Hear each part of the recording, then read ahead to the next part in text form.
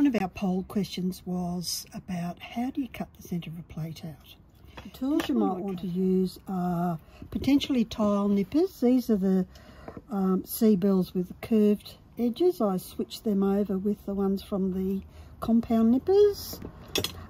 Ceramic scissors are great, SEABELLS ceramic scissors. And I always have these on the bench as well. And I mostly alternate between my Leponitts, this is to give my wrist a rest, and the fabulous MONTOLITs, which are great for cutting plates. So you might see all sorts of things in the centre of a plate that you want to keep. And of course it's up to you as the artist how you might want to use it. So for instance, you might just want that pretty little couple there for some reason because we don't like this. Another beautiful bit of design here. These are all actually, funnily enough, these are all Japanese plates, so I must have a passion for those. And this has got a lovely bit of fruit display, or our favourite blue and whites that always have a nice pattern in the middle. So the thing you need to consider about the centre is the heel of the plate. So if the heel of the plate is there, are you going to get the centre design out? For this one, yes. For this one, yes, because it's right out here. So we'll have a look at how that cuts as well. And for this one, maybe we're going to be cutting off some of the edges here unless we keep the heel of the plate. So you need to think about what you're going to do with it. Well, I'll start with this one. So we'll want to remove the edge first, but also save as much as possible because it's got these pretty little flowers. And the thing to note about your nippers is that where the blade is pointing. So if you come in here, it's going to cut across there. So we want to cut this edge off here. So we might want to bring it in this way. And now we keep our fingers crossed because we just want to get the edge of the plate off. So we're coming right into this line here.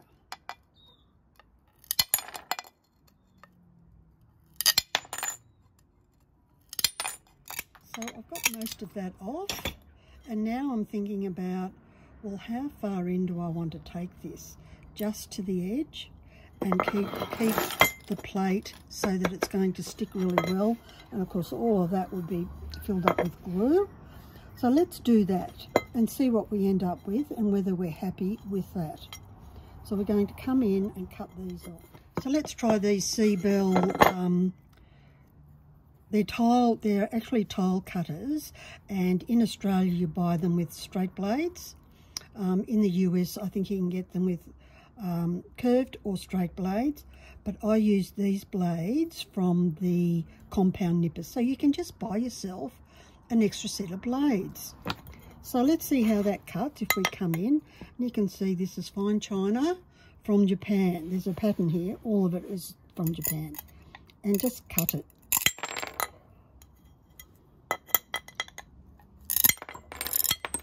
So they work really well for trimming off. And what you'll see here is that most nippers work, some work better than others, and it depends on your hands. So we've actually got a bit of a starfish happening here. So think about what shape you want, and let's try, they're going to be great to keep. Let's try these SEABELLS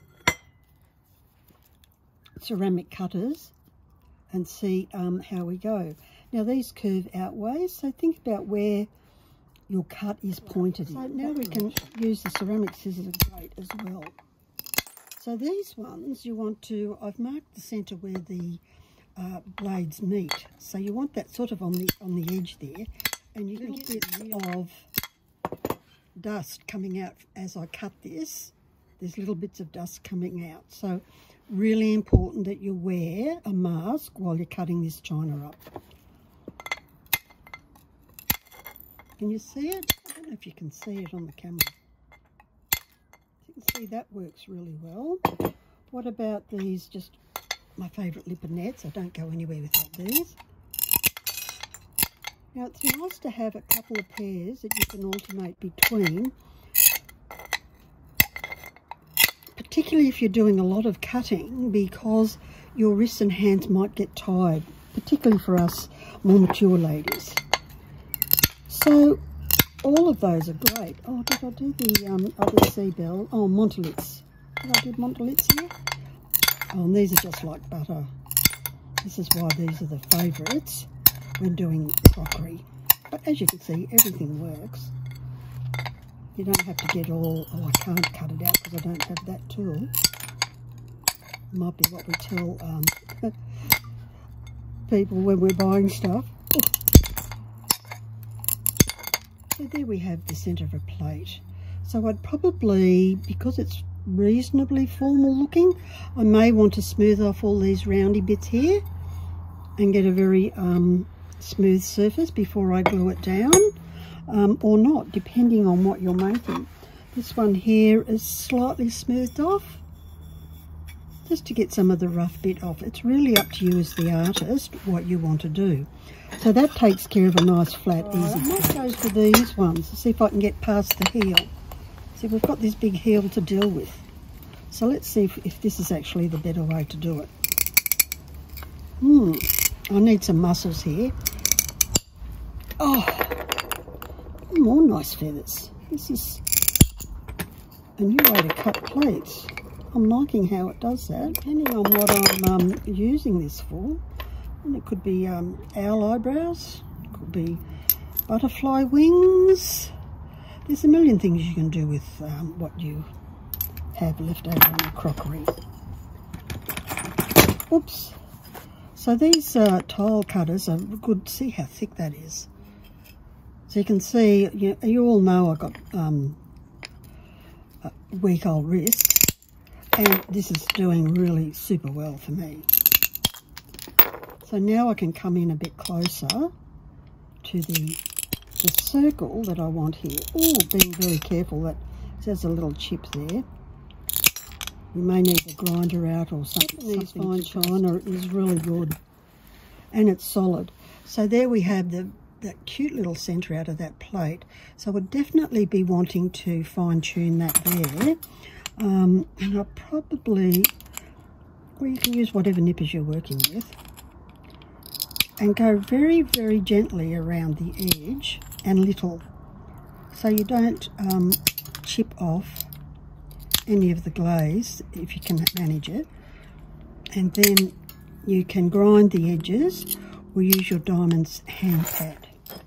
Now, of course, this one here is where we absolutely keep our fingers crossed, because we want to save as much of this plate as we can. And we can see that that's going to be right on the edge there. So I think I'll use these ones, my MONTOLITs. I'm going to aim to go across there. I have no idea how this plate will cut. I've not cut this type of plate before. And let's see how we go. Oh, brilliant. So I'm going to save lots of this plate in bigger chunks. So now I can come in and just chop a little bit more off, get closer to this heel. And we'll see where we're up to when we cut the heel off. So back to these big old tile nippers here. And I'm going to come in at the, maybe halfway. Let's see what we get as far as I can get in. Good. Okay, now rough cut all of that off, and here I can see where the edge of the heel of the plate is. So I'm going to nip that off from the heel. So we can go in with whatever your choice of nippers are, or whatever you've got. You don't have to go out and buy anything in particular. If you don't have any and you're just thinking, what nippers do I want to get for plates, then these MONTOLITs are the go.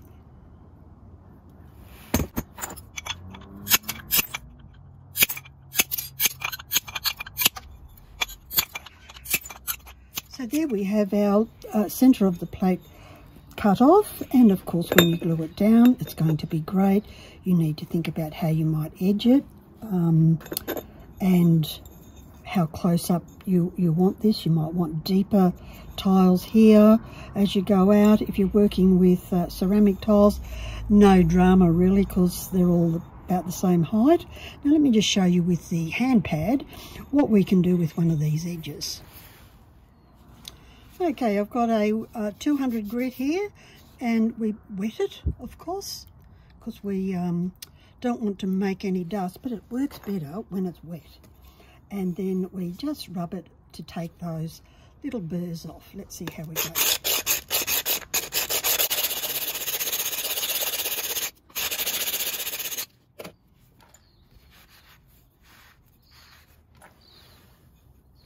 So you can see that when you put your finger up there and representing a grout line, that's pretty good.